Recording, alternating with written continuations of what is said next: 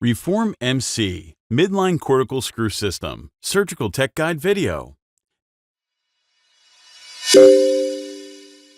Explanation of midline cortical technique.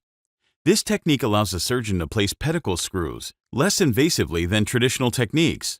With the midline cortical technique, your screws will take a medial to lateral trajectory, as opposed to lateral to medial. This allows for less lateral dissection during the midline incision. This approach allows for greater cortical bone purchase. The trajectory of the screw in this technique will be 20 degrees medial to lateral and 30 to 45 degrees caudal to cephalad. The starting point should be 1 to 2 millimeters medial of the lateral border of the pars and the inferior portion of the transverse process. It should also be inferior to the upper facet complex. The distal tip of the screw should stop approximately at the intersection of the second 1/3 and last 1/3 of the vertebral body. Step 3. Screw hole preparation. Using the bone awl, perforate the cortex of the cortical bone. Next, load a drill on the ratcheting T-handle or inline handle by depressing the silver collet on the handle and inserting the drill. The drill may also be placed on power. The depth is adjusted using the depth stop on the drill guide. Now, place the drill through the adjustable drill guide to create a pilot hole. A pathway can be further established through the cortex with the Lenke probe. Check the integrity of your channeled pathway with the ball tip sounder. Lastly, tap the pilot hole with the desired tap. Note the laser marking on the tap. Step 4. Screw insertion. Load the desired screw onto the T25 modular driver. Prior to loading, make sure the distal end of the driver is open so it can receive the screw. Turn the driver handle to the reverse position. Hold on to the silver scalloped knob and turn the driver handle counterclockwise until the screw is fully tightened and the driver's sleeve completely surrounds the collet. Now the screw can be inserted.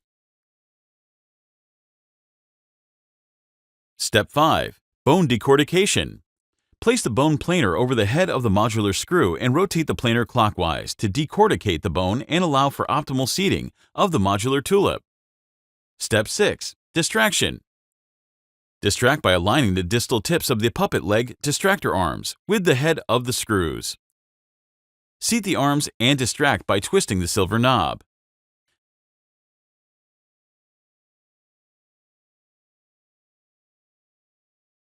Step 7. Tulip insertion. Align the inside tabs on the tulip clamp with the indents of the modular tulip. Now press the tulip onto the screw. Apply upward pressure to confirm attachment. The standard tulip for this set is a 4.75 mm tulip that will only accept a 4.75 rod. The smaller profile will accommodate the close proximity to the spinous process. After tulip attachment, the adjustment driver can be used to adjust the height of the screw to accommodate the full motion of the tulip. Use the head turner to position the tulips to receive the rod. Step 8. Rod insertion. Use the flexible rod template to measure rod length. Alternatively, you can use the rotary caliper. Rod length is measured by the laser markings on the caliper. Now place the 4.75 rod using the rod holder. The standard rods in this set are cobalt chrome. A reduction in rod diameter leads to a reduction in strength. Cobalt chrome is used in place of titanium to compensate for this loss.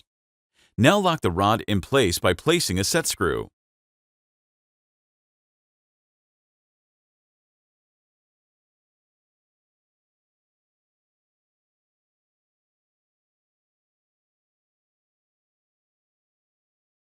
Rod reduction can be achieved with the pusher by aligning the distal end of the instrument with the rod and applying forward pressure until the rod is seated in the tulip. Rod reduction can also be achieved with the rocker. It is utilized by sliding the rocker into the slots on the sides of the tulip. The instrument is then rocked backwards until the rod is fully seated into the tulip.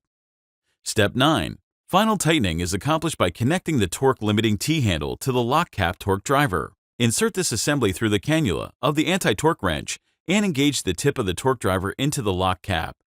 Slide the anti-torque down until the instrument is fully seated over the rod and tulip. Turn the T-handle until you hear an audible click.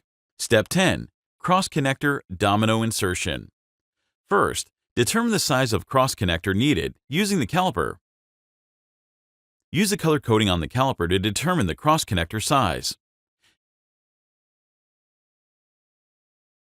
Now use the self-retaining T20 retention driver to place the cross-connector.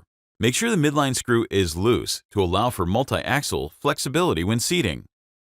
Once each hook is fully seated on the rod, rotate the cam to the lock position. The lock position is indicated by an L on the cross-connector. Once both cams are locked, final tighten the midline screw using the domino cross-connector torque handle and torque driver. Do not final tighten the lateral cam locks. Dominoes can be attached using the same drivers. The set provides open-closed or closed-closed parallel dominoes. Be sure to final tighten the domino screws once attached.